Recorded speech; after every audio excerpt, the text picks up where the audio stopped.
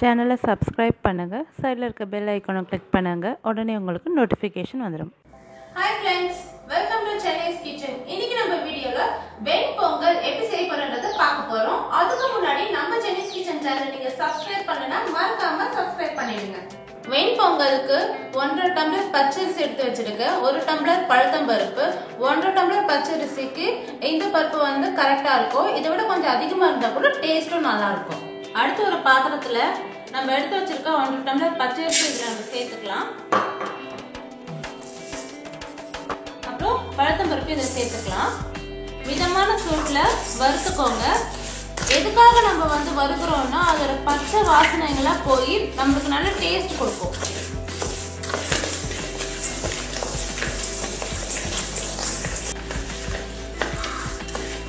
மிதமான சூட்ல நல்லா வறுத்து வச்சாச்சு. இந்த பழுத்த பருப்போட ஸ்மெல்லும் வந்து நல்லா இருக்கு. இப்போ இதை நம்ம ஆஃப் பண்ணி கழுவி வச்சிடலாம்.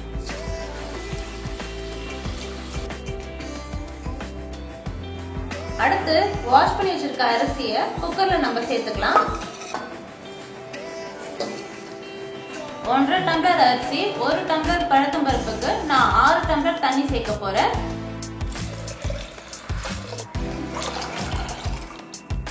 இப்போ 1 டேபிள் ஸ்பூன் உப்பு நம்ம சேர்த்துக்கலாம். இப்போ இதை மூடிடலாம். 5 ல இருந்து 6 விசில் வரைக்கும் விடணும், பொங்கல் நல்லா குழைவா வர்றதுக்காக.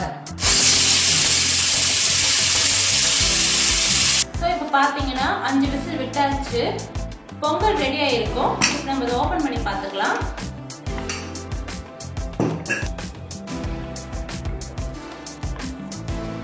நல்லா குழஞ்சிருக்கு, பாத்திரம் திருப்பி பாருங்க. இதுல நம்ம மிளகு சீரகத்தை கூட தாளிச்சு வச்சுக்கலாம். இப்போ தாளிக்கிறதுக்காக 1 டேபிள் ஸ்பூன் நெய் ஆட் பண்ணிக்கலாம். கொஞ்சமா முந்திரி சேர்த்து வறுத்துக்கலாம்.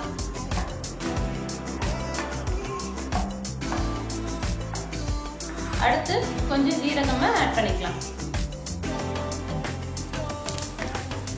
கொஞ்சமா மிளகு சேர்த்துக்கலாம்.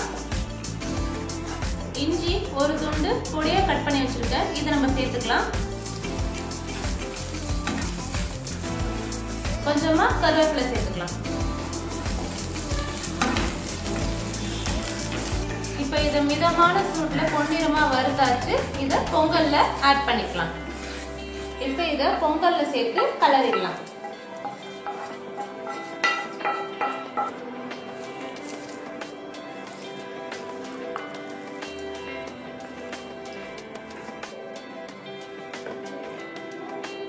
வெண்பொங்கல் ரெடி ஆயிடுச்சு.